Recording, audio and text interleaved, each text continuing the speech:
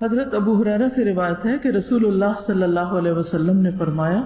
یعقد الشیطان علی قافیۃ رأس احدکم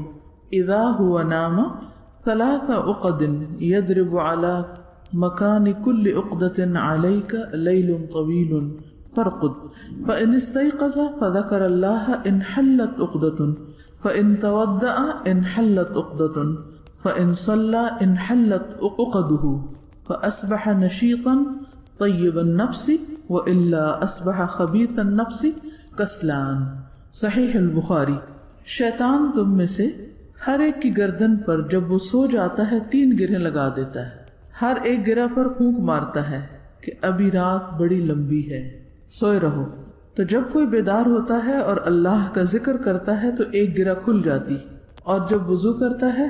تو اس پر سے دوسری گرہ کھل جاتی، اور جب وہ نماز پڑھ لیتا ہے تو تیسری گرہ بھی کھل جاتی۔ پھر وہ صبح کو حشاش بشاش خوش مزاج اٹھتا ہے، ورنہ اس کی صبح نفس کی خباثت اور سستی کے ساتھ ہوتی۔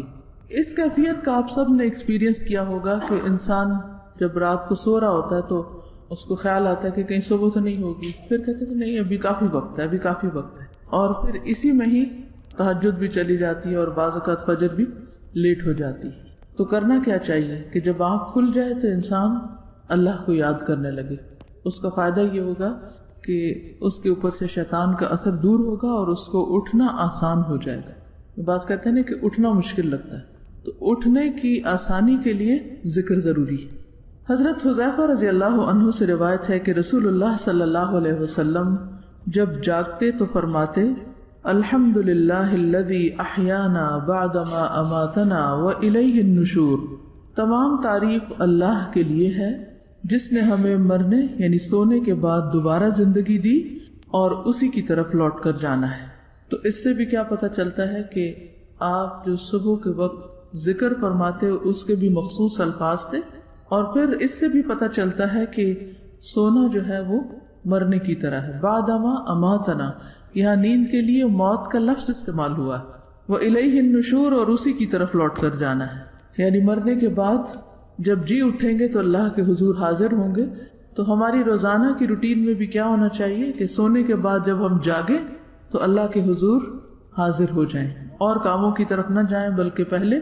اللہ سے ملاقات یعنی نماز کے لیے اپنے آپ کو تیار کریں۔ موت کی جو کیفیت ہے یا موت کی جو حالت ہے وہ نیند سے صرف ظاہری صورت میں ہی نہیں مشابہ،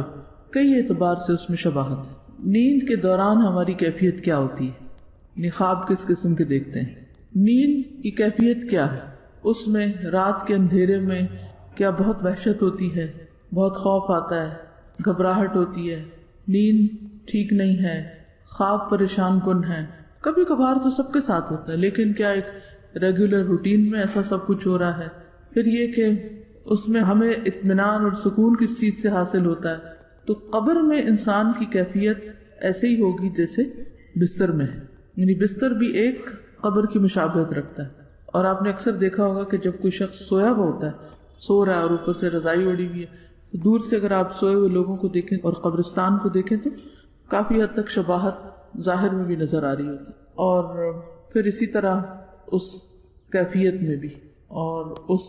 سکون یا وحشت کی حالت میں بھی۔ اکیلے ہونے میں عام طور پہ ڈر تو لگتا ہی ہے انسان کو، لیکن لیٹنے کے بعد انسان کے فکر کیا ہوتے ہیں، ہم کیا ہوتے ہیں، خوف کیا ہوتے ہیں، سوچیں کیا ہوتی ہیں، بے چینی کس قسم کی ہے۔ تو